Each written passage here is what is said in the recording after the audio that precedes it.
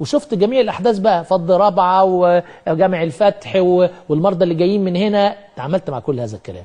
انا عايز اقول حاجه، ان انا كطبيب انا ماليش دعوه باي تيارات سياسيه. لا بتكلم عن نفسك ولا طبيب بشكل عام؟ انا بتكلم عن نفسي كطبيب.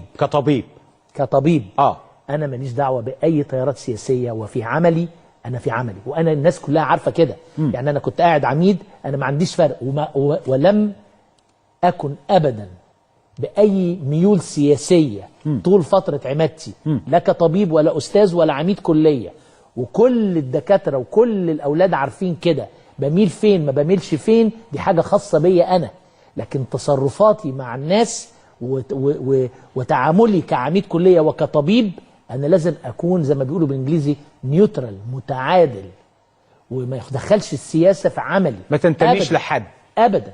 وانا فعلا لا انتمي لاحد، انا انتمي للبلد دي. والله انا بنتمي للبلد دي فعلا. يعني هتيجي حضرتك تقول لي الاخوان وحشين، الاخوات وحشين، التيارات دي كذا، انا عايز اقول ان عمليه التفرقه اللي موجوده في مصر دي مش في صالح مصر ابدا. واخوان او تيارات كذا، احنا في الاخر احنا مصريين، نزلنا من اب مصري وام مصريه، وهندفن في الارض المصريه، هندفن تحت. في اطباء اخوان؟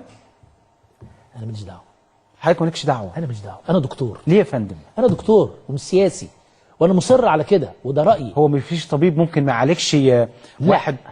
الكلام ده ما حصلش. انا هقول لحضرتك على حاجه. ما حصل. يعني هقول لحضرتك على حاجه، يعني اثناء ولا في دعوه اتعملت كده؟ انا هقول لحضرتك على حاجه. ثوره يناير 2011 انا كنت وكيل الكليه، كان بيجي عندنا ناس مصابين في مستشفى الدمرداش، وكنا بنيجي نشوف الناس وكنا بنعالجهم في اوضه العمليات. هل وانا في اوضه العمليات بسال المريض انت بتنتمي لاي تيار؟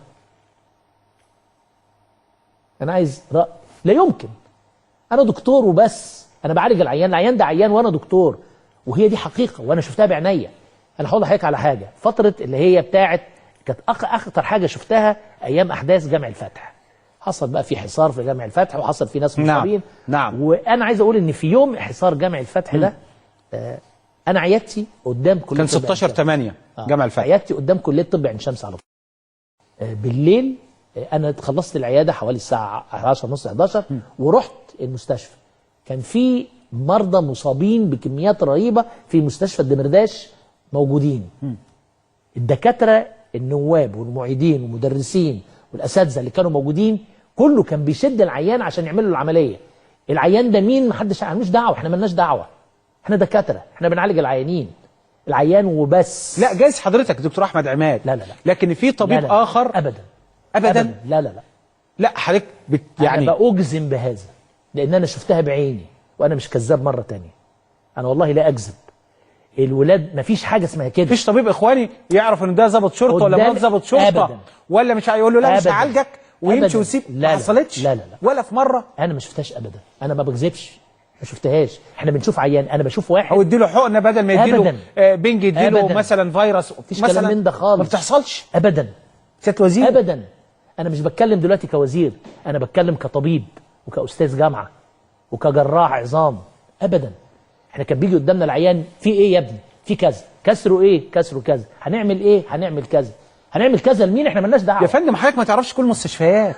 حضرتك تعرف بس عين شمس. والله انا ده اللي شفته. ما تعرفش في المنصوره بيحصل والله ايه؟ ده اللي شفته. ما تعرفش في اسكندريه كان بيحصل ايه؟ ده اللي شفته يا استاذ كده.